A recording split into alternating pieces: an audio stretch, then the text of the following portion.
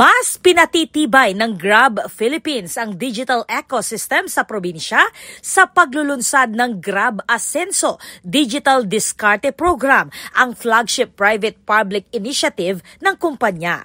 Mula nang pumasok ang Grab Car noong 2019 at sinundan ng Grab Food, Grab Express at Grab Mart, unti-unti nang naging isa sa pinakamalakas na regional hub ng Grab ang Pampanga.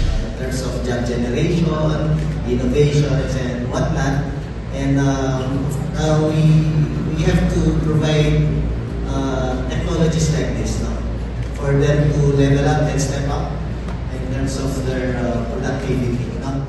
Sa kasalukuyan, halos kalahati ng 20,000 rider at delivery partners ng Luzon ay matatagpuan sa probinsya, habang mahigit 3,000 na Kapampangan restaurants at grocery shops ang nakadepende sa Grab para sa mas malawak na customer base, delivery fleet at growth tools.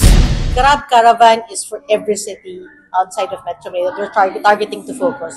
Now, the reason why it's Pampanga first is because we've also seen that there's very strong entrepreneurial spirit in Pampanga. Na-mention ko nga kanina, imagine mo guys, 30,000 business registrants in last year alone. And out of that 30,000, obviously, we have about 3,000 that's already in the platform. And so there is this very high hunger and entrepreneurial spirit that we want to take advantage, because sino ba ang may gustong tumulong? So we want to know who amongst those who wants to be part of this whole mission of uplifting everybody and being part of the digital inclusion. Layunin ng programa na gawing mas competitive ang mga Kapampangan entrepreneurs sa digital landscape, kasabay ng mas malawak na oportunidad para sa mga partner drivers at delivery partners ng Grab. Isa sa mga patunay ng oportunidad mula sa Grab ay si Ronnie Kasupanan, dating Grab food delivery rider na nagsimula sa kasagsagan ng pandemya. Sa pamamagitan ng pagsisikap at ipon, nakapagpatayo siya ng sariling negosyo at ngayon ay may 3 branches ng Tapsilugan sa Pampanga na available din sa Grab Food.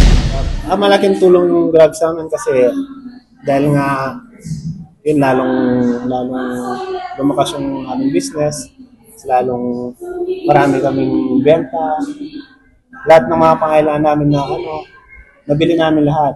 Hindi lang yun, marami pa kami napunta dahil sa Grab, sa mga customer.